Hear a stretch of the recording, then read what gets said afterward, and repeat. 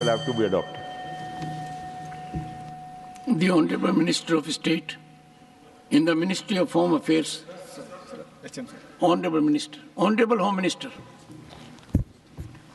सभापति महोदय, स्टेटमेंट जो है भारत सरकार का वो नित्यानंद जी ही बताएंगे, मगर मैं कुछ चीज़ों की स्पष्टता करने के लिए आपकी अनुमति से इस सदन के सामने खड़ा हुआ। सबसे पहले इस घटना में जितने भी लोग हताहत हुए हैं, जो घायल हुए हैं, वो सभी के परिवारजनों के साथ मैं मेरी संवेदना व्यक्त करना चाहता हूं और बड़े दुख के साथ आज मैं उनके प्रति अपार संवेदना के साथ इस सदन में खड़ा हुआ हूं। जैसा मैंने पहले कहा कि सरकार की ओर से जवाब श्री नित्यानंद राय ही देने वाले हैं। जब यहाँ पर 1 घंटे की चर्चा आपने अनुमोदित की, तब मुझे था कि आज का दिन शायद राजनीति से परे रहेगा, इस पर राजनीतिक टीका टिप्पणियां नहीं होगी। खैर, उद्देश्य से या जानकारी के अभाव से कुछ टिप्पणियां भी हुई और कुछ सदन को पूरा देश देखता है, इसलिए देश के सामने कोई गलतफहमी न हो जाए, इसलिए मैं स्पष्टता करने के लिए खड़ा हुआ। दोषारोपण हुआ या जानकारी के अभाव में मुझे मालूम नहीं है, मगर मुझे स्पष्टता करनी है माननीय महोदय, आपके माध्यम से सदन से और सदन के माध्यम से पूरे देश को। Early warning early warning early warning early warning बोलते ही गए। अंग्रेजी में जितने भी गंभीर प्रकार के शब्द है अपने भाषण में डालकर इसको बताया गया।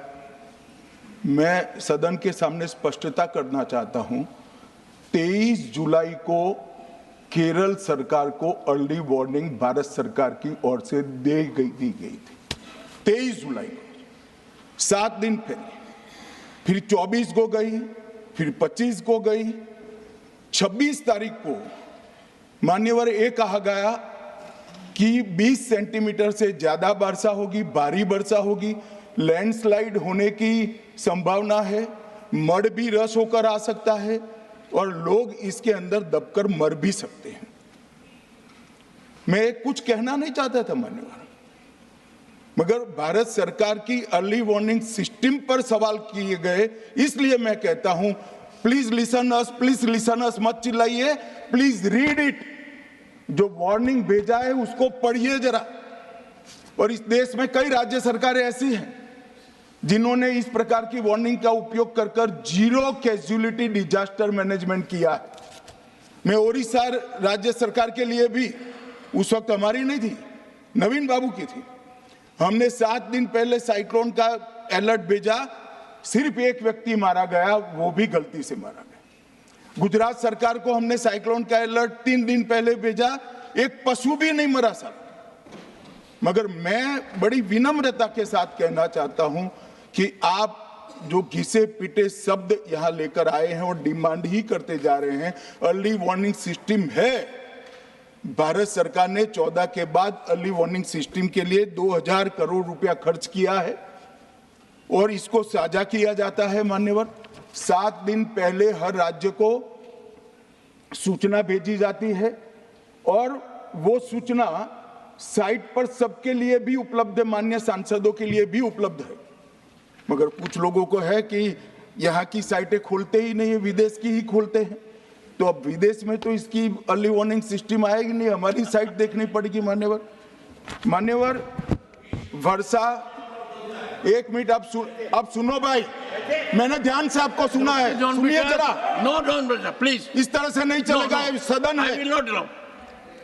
Facts and figures and details are being imparted. Please, मान्यवर, Honorable Minister, मैं तो उस उद्देश्य से ही कहता हूं इसको सुनकर सभी राज्य अलर्ट हो, अर्ली में अलर्ट हो जाए।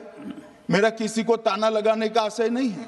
वर्षा के लिए अर्ली वार्निंग सिस्टम है, हीट वेव के लिए है, तूफान के लिए है, चक्रवात के लिए है, यहां तक बिजली के लिए भी अर्ली वार्निंग सिस्टम है।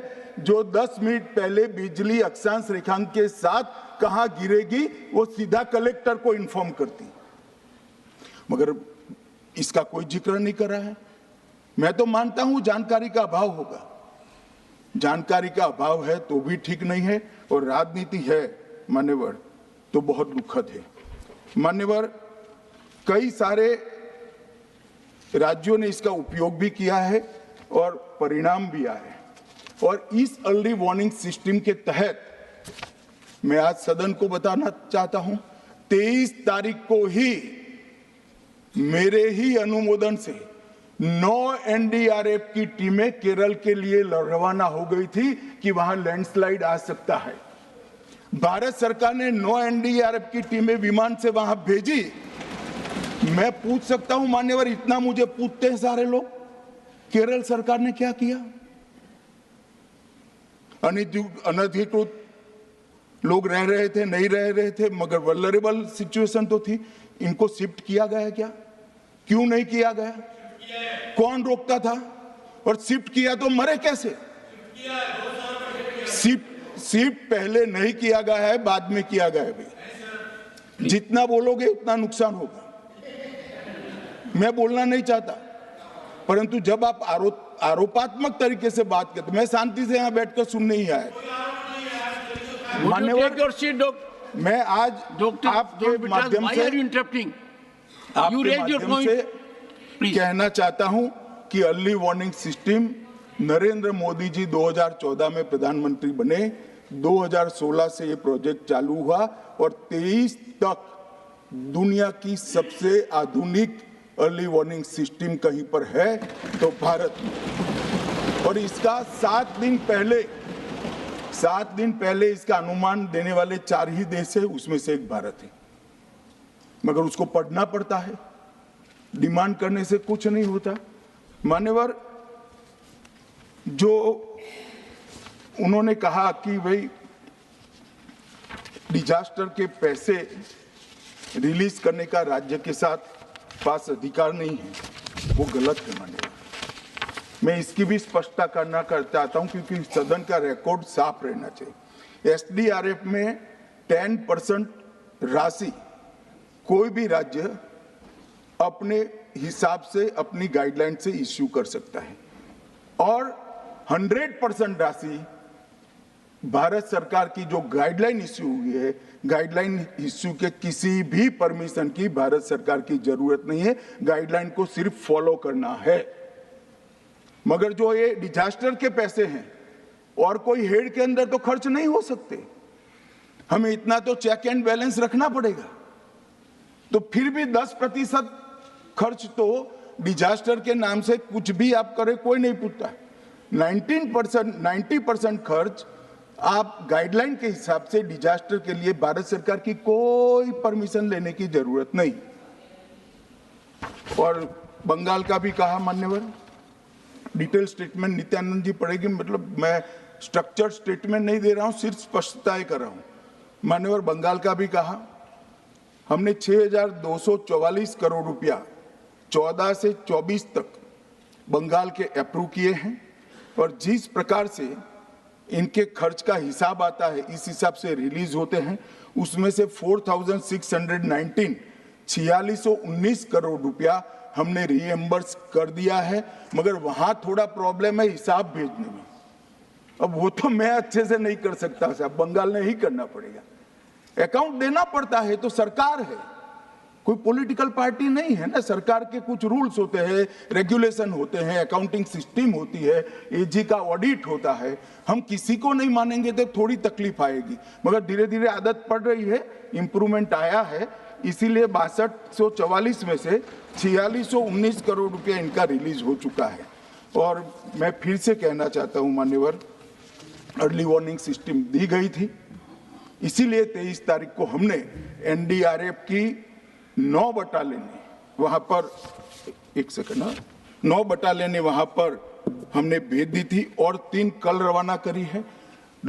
एनडीआरएफ की बटालियन उतरने से भी अलर्ट अगर हो जाते तो काफी कुछ बच जाता, मगर मैं किसी पे दोषारोपण नहीं करना चाहता हूं।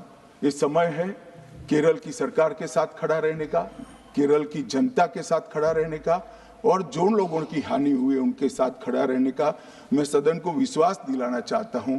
Irrespective of party politics, Narendra Modi सरकार केरल की जनता और केरल की सरकार दोनों के साथ चट्टान की तरह खड़ी रहेगी, किसी को संशय रखने की जरूरत नहीं। Honorable Minister of State in the Ministry of Home Affairs, Shri